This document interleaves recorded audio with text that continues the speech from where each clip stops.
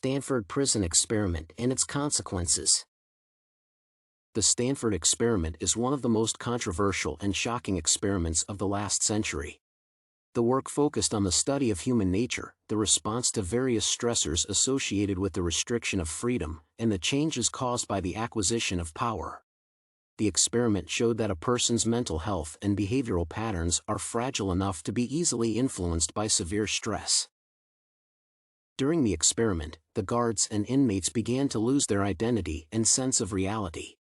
The prisoners experienced a real sense of fear, doom, and dependence on the guards, despite the realization that this was not the real situation.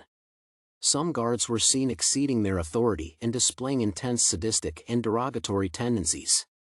Inmates with weaker mental conditions began calling themselves by numbers, asking for a lawyer, and starting a veritable riot against the injustice of the prison system.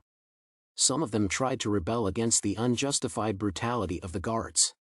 The guards stopped realizing that they were also participants in the experiment and showed an unhealthy tendency to bully and ridicule dependent people. According to Texier, the experiment cannot be considered complete due to many moral questions, inaccuracies, bias, and exaggeration of the events taking place. The experiment still raises a lot of controversy about the validity of psychological violence in the context of the experiment and impartiality. The Stanford experiment has undoubtedly left its mark on the history of exploratory psychology. It clearly shows the fragility of human perception and sense of reality. Both sides of the experiment blurred the visible line between reality and a fictional situation, trying on the roles of victim and torturer.